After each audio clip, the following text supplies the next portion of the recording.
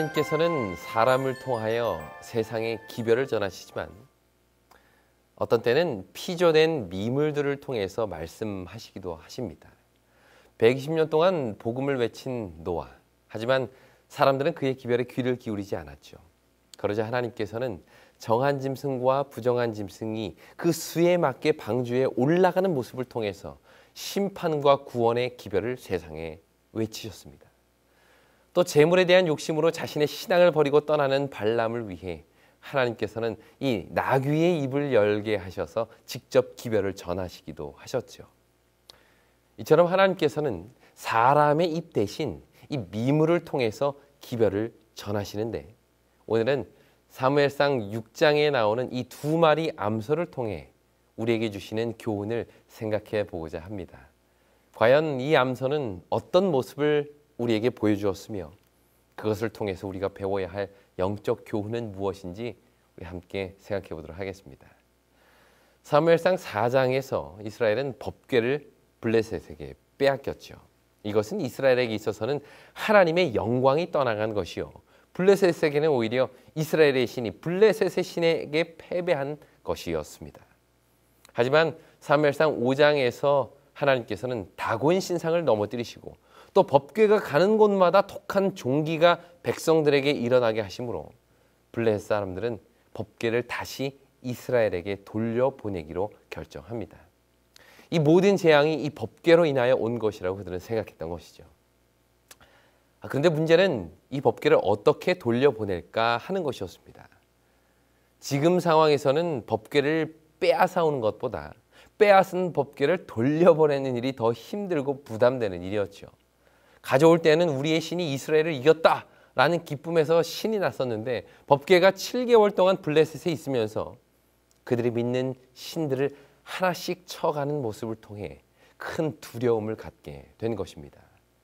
그래서 그들은 고민하다가 이렇게 문제를 해결합니다. 사무엘상 6장 1절과 2절입니다. 여호와의 궤가 블레셋 사람들의 지방에 있은 지 7달이라. 블레셋 사람들이 제사장들과 복술자들을 불러서 이르되, 우리가 여호와의 궤를 어떻게 할까? 그것을 어떻게 있던 곳으로 보낼 것인지 우리에게 가르치라. 법궤를 돌려보내기로 결심한 방백들은 그것을 어떻게 돌려보낼지를 알기 위해 제사장들과 복술자에게 물었습니다. 이들은 아마도 다곤을 비롯한 블레셋의 신들을 섬기는 제사장들이었을 텐데요.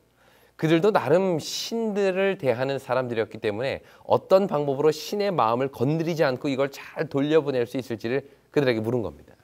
그러자 그들은 두 가지 중요한 제안을 하는데요. 첫째는 이 속건제를 드려야 한다는 것입니다. 6장 3절입니다.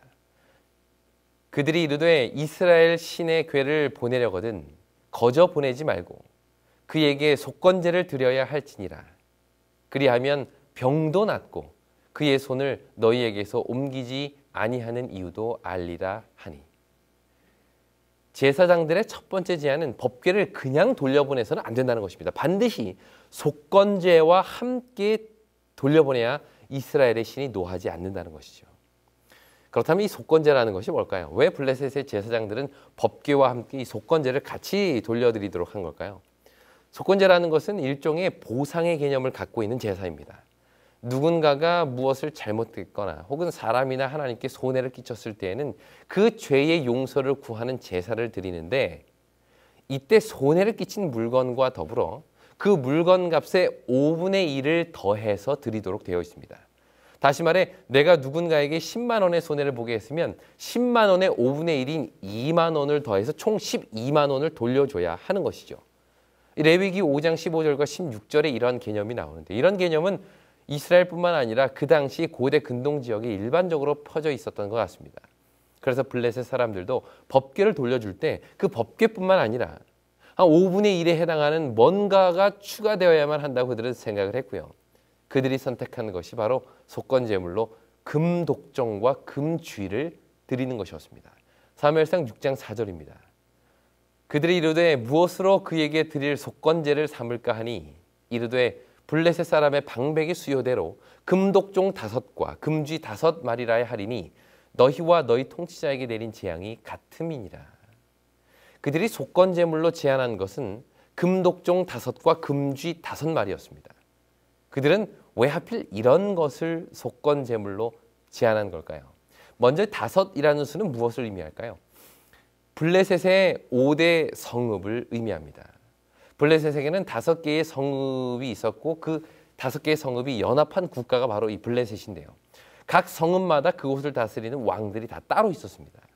그래서 그들은 블레셋의 5대 성읍의 속죄를 빈다는 그런 의미에서 5개의 금독종과 금쥐를 선택한 것이죠.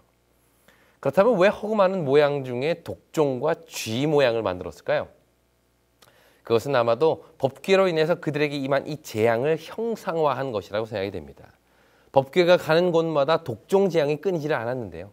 그리고 그 독종들은 이 쥐들을 통해서 전파된 것으로 보입니다. 그래서 그들은 이 모든 재앙을 다시 하나님께서 가져가시라는 마음으로 이런 형상을 만들어 하나님께 드리기로 한 것이죠. 제사장들이 법궤를 돌려보내는 방법으로 제안한 두 번째 것은 바로 새 수레를 만들고 멍에를 한 번도 메어보지 않은 암소 중에 젖먹이 송아지가 있는 암소를 둘을 선택하라는 제안을 그들에게 합니다. 사무엘상 6장 7절입니다. 그러므로 새 수레를 하나 만들고 멍에를 메어보지 아니한 젖나는 소 2마리를 끌어다가 소의 수레를 메우고 그 송아지들은 떼어 집으로 돌려보내고 여호와의 궤를 가져다가 수레에 싣고 속건제로 드릴 금으로 만든 물건들을 상자에 담아 궤 곁에 두고 그것을 보내어 가게 하고. 먼저 새 수레를 만들라는 말은 한 번도 다른 목적으로 사용해보지 않고 오로지 법궤를 다루는 이 일을 위하여 특별히 준비된 수레를 만들라는 뜻입니다. 또 멍에를 한 번도 매보지 않은 소, 그것도 세속적인 목적으로 한 번도 사용되어지지 않은 소를 의미하는 것이죠. 그러므로 제사장들은 전적으로 이 법궤를 하나님께 돌려보내는 그 일을 위해 구별된 수레와 구별된 소를 준비하라는 것입니다. 그런데 오늘 주목해야 할 가장 핵심 내용은 바로 이때 사용되었던 이 2마리의 암소입니다. 한번 이 모습을 자세히 살펴보시기 바랍니다. 여기에 하나님께서 우리에게 주시는 놀라운 교훈이 담겨져 있습니다. 먼저 성경은 이 암소의 첫 번째 특징이 멍에를 메어보지 않았다는 것으로 우리에게 이야기를 합니다. 이것은 오직 이 일만을 위하여 특별히 구별된 소라는 것을 말해주지요. 하지만 우리가 또 한 가지 생각할 수 있는 멍에를 매는 일은 결코 이 소에게 익숙하지 않았던 일이라는 사실입니다. 지금까지 한 번도 해보지 않은 일, 경험한 적도 없고 시도조차 해보지 않은 그 일이 그 암소에게 맡겨진 것이죠. 어색하고 부담되는 일이었을 것입니다. 특히 자기가 처음으로 매는 멍에 뒤에는 온 백성, 이 블레셋 백성을 공포로 떨게 했던 하나님의 궤가 실려 있죠. 이것은 모든 블레셋 사람들이 같이 있기를 두려워하여 서로 떠맡기고 거절했던 그 법궤였습니다. 그러나 이 소는 비록 그 일을 한 번도 경험한 적이 없었고 실로 자신에게 맡겨진 일이 모두가 감당하기 싫어하는 부담스러운 일이라 할지라도 그 법궤를 맸다는, 그 멍에를 맸다는 사실입니다. 비록 말 못하는 짐승이라 할지라도 우리는 이러한 모습 속에서 중요한 교훈 하나를 얻게 되는데요. 그것은 바로 자신에게 주어진 사명에 대한 묵묵한 순종입니다. 때로 우리는 하나님께서 어떤 일을 우리에게 맡기실 때 그것을 한 번도 해본 적이 없다고 해서 거절합니다. 내게 익숙하지 않고 그리 내키지 않은 일이라는 이유로 피하죠. 남들이 부담스러워한다고 피하고 하고 싶어 하지 않은 일이라고 해서 그 일을 감당하기를 두려워합니다. 저도 마찬가지고 우리도 그런 경험을 하면서 살아가죠. 그러나 우리는 오늘 이 2마리의 암소의 모습을 통해서 자신에게 주어진 사명에 대한 묵묵한 순종을 배워야 하는 것입니다. 한 번도 메어보지 못했던 멍에를 메어보지 못했던 소였지만 그리고 모두가 멀리하고 부담스러워하는 법궤가 그 뒤에 실려 있었지만 그것이 자기가 감당해야 할 사명이라면 묵묵히 그 부르심에 순종할 수 있었던 것입니다. 이러한 암소를 통해서 주어지는 교훈이 오늘 저와 여러분들에게 주는 교훈이 되기를 간절히 바랍니다. 성경이 말하는 두 번째 이 암소의 특징은 이 소는 젖이 나는 암소라는 것입니다. 무슨 뜻일까요? 송아지가 있었다는 말이죠. 자기가 젖을 먹여야 할 새끼가 있다는 말입니다. 실제로 10절에 보시면 사람들이 그 젖나는 암소에게 수레를 메우고는 송아지들을 집에다가 이렇게 가두었습니다. 내가 젖을 주지 않으면 살 수 없는 자기 새끼가 있음에도 불구하고 이 암소는 법궤를 옮기는 일을 위해 구별되었던 것이죠. 그렇다면 왜 하필 블레셋 사람들은 이 암소, 젖이 나는 암소를 선택했을까요? 상식적으로 무거운 짐을 끄는 일은 이 수소가 해야 합니다. 물건을 나르거나 밭을 가는 일은 주로 이 수소의 역할이죠. 그런데 그들은 힘이 센 수소 대신에 송아지에게 젖을 먹이는 암소를 선택합니다. 그 이유가 무엇일까요? 이 암소들에게는 본능적인 우선순위가 있었습니다. 그것은 바로 자기 새끼에게 젖을 물리는 일이었죠. 이 암소를 어디에 두든지 어떤 일을 시키든지 때가 되면 자기의 새끼들에게로 돌아가 젖을 물리는 그 본능적 우선순위를 가지고 있는 존재들이 바로 그 암소들이었습니다.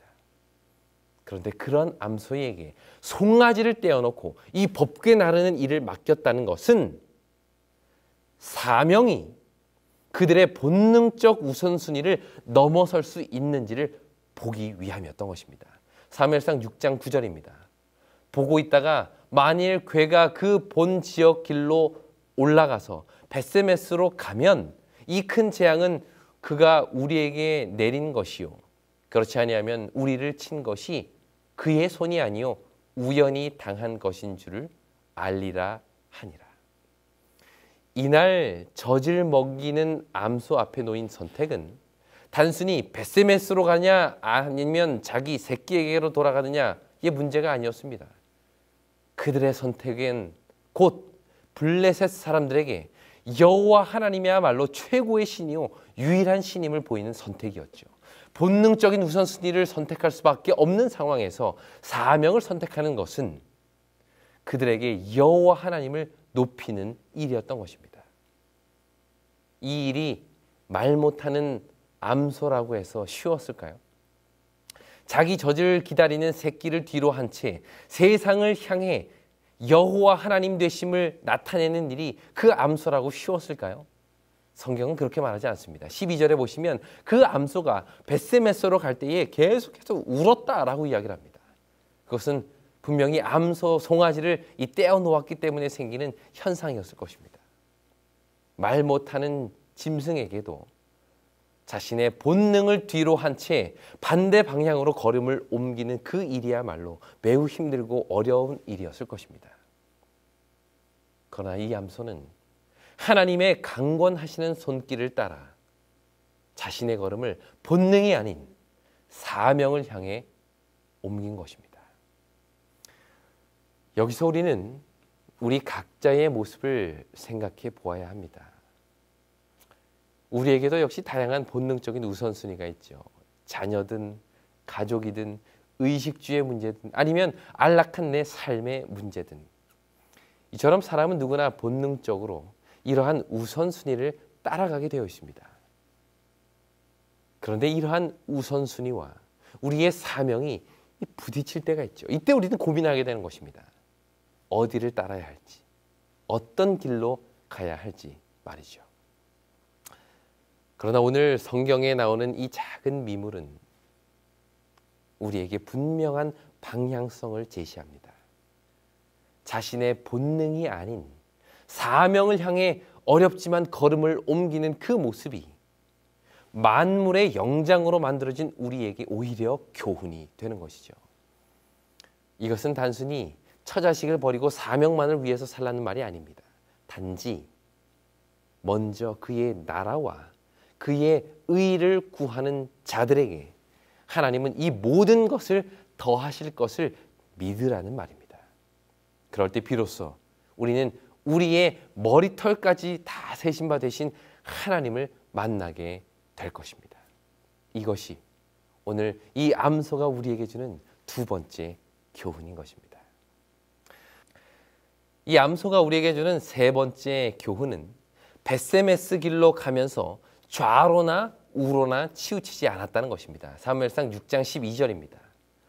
암소가 벳세메스 길로 바로 행하여 대로로 가며 갈 때에 울고 좌우로 치우치지 아니하였고 블레셋 방백들은 벳세메스 경계선까지 따라가니라.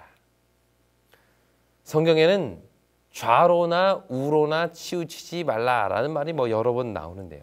문맥을 보면 언제나 이것은 절대적인 순종을 가리킵니다. 신명기 5장 32절과 33절을 보시겠습니다. 그런즉 너희 하나님 여호와께서 너희에게 명하신 대로 너희는 삼가 행하여 좌로나 우로나 치우치지 말고 너희 하나님 여호와께서 너희에게 명하신 모든 도를 행하라. 여기에서도 이 좌로나 우로나 치우치지 말라라는 말씀은 전적인 하나님의 말씀에 대한 순종을 의미합니다. 또 여호수아 1장 7절도 마찬가지입니다. 오직 강하고 극히 담대하여 나의 종 모세가 내게 명령한 모든 율법을 다 지켜 행하고 우로나 좌로나 치우치지 말라.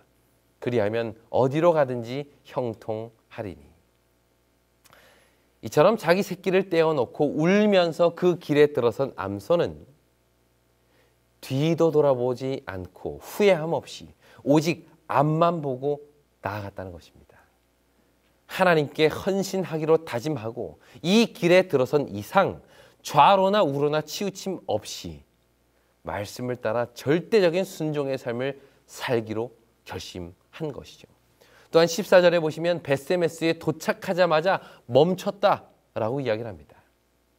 자신의 가고 섬이, 앉고 일어섬이 전적으로 하나님의 손에 달려있음을 보여주는 장면입니다. 이것을 보시면 혹시 연상되는 장면이 없으신가요? 법궤를 실은 수레가 좌로나 우로나 치우치지 않고 하나님께서 인도하시는 방향을 향하여 나아가며 또 하나님의 뜻에 따라 정확히 그 걸음을 멈추는 모습을 보면서 혹시 떠오르는 장면이 없으신가요? 민수기 9장 18절입니다. 이스라엘 자손이 여호와의 명령을 따라 행진하였고 여호와의 명령을 따라 진을 쳤으며 구름이 성막 위에 머무는 동안에는 그들이 진영에 머물렀고. 이스라엘의 행진은 전적인 하나님의 명령에 달려 있었습니다. 그리고 그 가장 앞에는 법궤가 행진하고 있었죠. 이것이 이스라엘의 출애굽에 나타난 절대적 순종의 모습이요, 오늘 우리가 따라야 할 모본입니다. 이 암소는 그 사명을 가지고 길을 가면서 좌로나 우로나 치우치지 않고 오직 하나님의 이끌림에 따라서 자기의 걸음을 옮기고 걸음을 멈췄습니다. 이처럼 오늘 우리도 하나님의 인도하심을 따라 살아가는 우리의 걸음이 전적인 하나님의 인도에 따라 순종하는 하나님의 자녀들이 되기를 간절히 바랍니다. 마지막으로 이렇게 벳세메스에 도착하여 자신의 사명을 다한 암소, 그는 마지막으로 우리에게 이런 교훈을 줍니다. 사무엘상 6장 14절입니다. 수레가 벳세메스 사람 여호수아의 밭 큰 돌 있는 곳에 이르러 선지라. 무리가 수레의 나무를 패고 그 암소들을 번제물로 여호와께 드리고.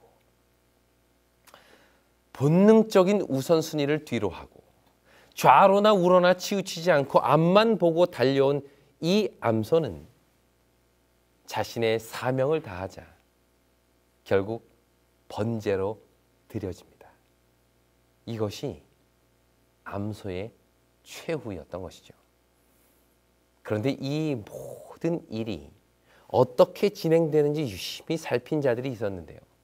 바로 그들이 블레셋의 5 방백들이었습니다. 그들은 처음부터 젖먹이 암소를 통하여 과연 이 모든 재앙이 하나님으로부터 온 것이 맞는지, 다시 말해 이스라엘의 신이 정말 자신이 섬기는 신보다 강력한 신인지를 확인하고 싶었던 것이죠. 그런데 이곳으로 오는 길 내내 좌로나 우로나 치우침 없이 곧장 왔을 뿐만 아니라 멈춰서야 할 곳에 정확히 멈춰서고 결국 번제로 자신을 드리는 모습을 다 지켜본 블레셋 방백들은 뒤로 돌아가 에그론으로 떠나게 됩니다. 16절 블레셋 5 방백이 이것을 보고 그날에 에그론으로 돌아가더라. 이것은 무엇을 의미할까요? 방백들이 법궤가 안전하게 벳세메스까지 도착하여 암소가 번제로 드려지는 모습을 보고 에그론으로 돌아갔다. 무슨 의미일까요? 이제 이 모든 일이 여호와 하나님으로 인하여 일어났다는 것을 확증하고 인정했다는 말입니다. 더 이상 이런 반구의 변명도 필요 없다는 뜻이죠. 이스라엘의 여호와 하나님만이 진정한 하나님이심을 그들이 깊이 깨닫고 돌아갔다는 것입니다. 우리는 여기서 암소의 최후에 집중할 필요가 있습니다. 그렇게 힘들고 어려운 길을 선택하여 마침내 벳세메스에 도착했는데 결국 그를 기다리고 있었던 것은 죽음이었습니다.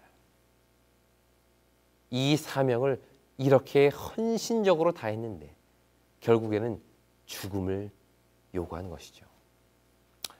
이것은 우리에게 무엇을 이야기해 줄까요? 법궤를 옮기는 수레는 다른 세속적인 목적으로 사용될 수 없었습니다. 암소도 마찬가지죠.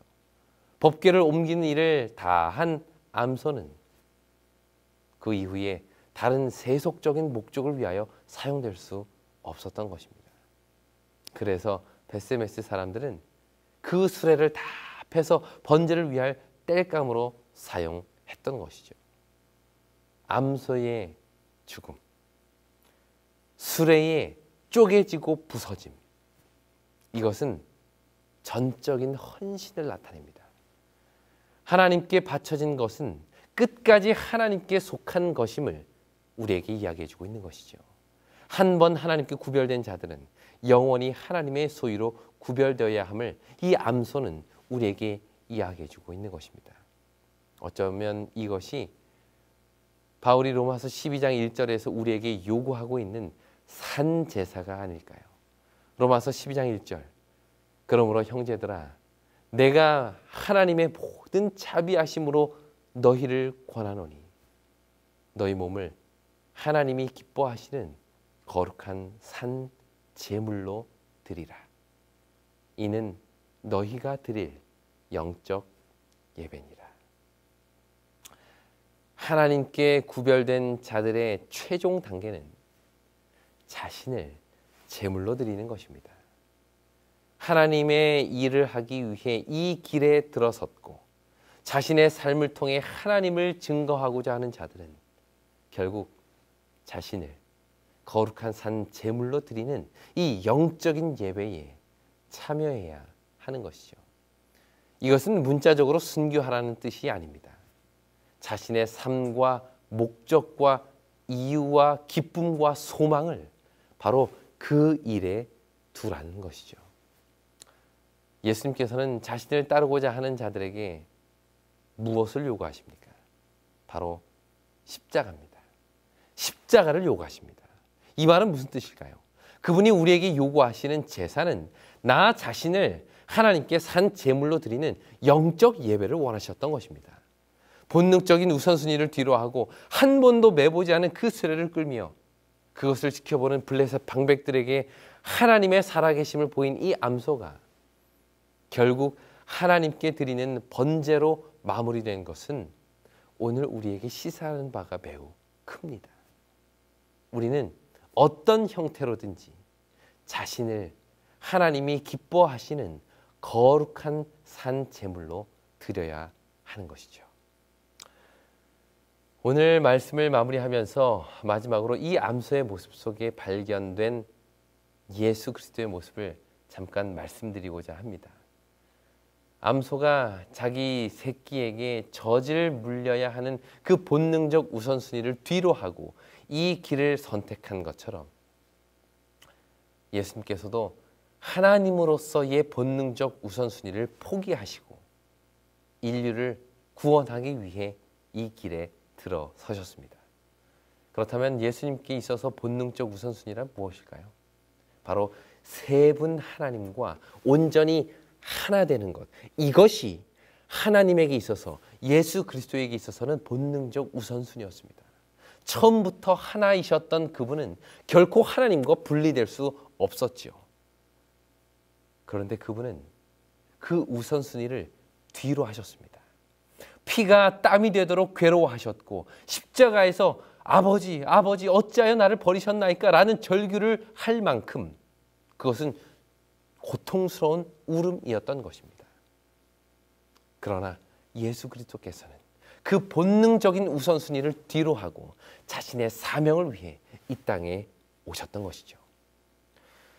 하지만 그분은 인간의 몸으로 이 땅에 오셔서 결코 좌로나 우로나 치우치지 않고는 곧장 자기 등에 십자가를 지고는 갈바리산으로 올라가셨습니다. 한 번도 죄를 경험해 보지 못하셨던 그 예수께서 우리를 위하여 처음으로 이 죄의 멍에를 메신 것이죠. 그리고는 그 언덕에 멈추어 서셔서 마침내 자신을 번제로 드리신 것입니다. 그리고 그 모습을 통해 세상에 이분이 진정한 하나님이심을 고백하게 만든 것입니다. 마치 5 방백들이 벳세메스에 도착한 암소가 자신의 역할을 다 한 후에 번제로 드려지는 것을 본 후에 이 모든 것이 다 하나님의 능력이었다라는 고백을 하게 된 것처럼 예수의 십자가를 통해 그 일을 주관하던 이 백부장의 입에서 이는 진정 하나님의 아들이었다라는 고백이 나오게 된 것입니다. 돌아보면 가정이 중요하다는 이유로 사명보다 본능적인 우선순위에 따라 걸음을 옮길 때가 참 많았습니다. 가정이 중요한 것은 사실이죠. 그것이 우리 모두의 첫 선교지요 교회가 되어야 하는 것은 분명한 사실입니다. 그런데 문제는 그것은 어디까지나 나의 본능을 정당화시키기 위한 보기 좋은 핑계에 불과했습니다. 가정을 우선으로 생각한다 하면서 정작 내 속에는 가정도 교회도 아닌 이기적인 나 자신만 남아있는 경우가 얼마나 많았습니까? 가정을 하나님께 맡길 믿음도 교회를 위해 바칠 헌신도 우리에게 없을 때가 혹시 너무나도 많이 있지는 않았습니까? 한 번도 해보지 않은 일이라고 해서 부담되는 일이라고 해서 하나님의 일을 마다하신 적은 없으십니까? 이 일을 하기로 결심했으면서도 불구하고 세상에 눈이 팔려 이리 기웃 저리 기웃거리며 살고 계시지는 않으십니까? 자신을 하나님께 제물로 드리기보다는 오히려 내 유익을 위해 다른 사람을 희생 제물로 삼고 계시지는 않으십니까? 오늘 이 말할 줄도 모르는 암소의 모습을 통해서 우리는 다음과 같은 귀한 교훈을 얻었습니다. 한 번도 매본 적이 없는 멍에를 메고 본능적 우선순위를 뒤로 하고 좌로나 우로나 치우치지 않고 그 갈 길을 걸으며 마침내 자신을 번제로 드리는 이 암소의 4가지 모습, 이 모습이 오늘 우리 모두의 모습이 되기를 간절히 바랍니다. 그리하여 우리의 모습을 바라본 수많은 세상 사람들이 우리의 모습을 통해서 살아계신 하나님을 두 눈으로 보고 경험하고 고백하게 되기를 간절히 바랍니다. 이러한 모습을 통해서 오직 하나님께서 영광 받으시게 될 것이며 우리도 그 속에서 하나님께 바쳐진 삶을 통하여 얻게 되는 삶의 보람을 경험하게 될 것입니다. 이러한 보람과 기쁨이 저와 우리 모두의 삶에 있게 되기를 간절히 바라며 오늘 말씀을 마치겠습니다. 진리횃불 웹사이트에는 이 시대를 위한 하나님의 말씀이 준비되어 있습니다. 다음과 같은 성경 연구 자료를 통해서 하나님을 더 깊이 만나게 되길 간절히 바랍니다.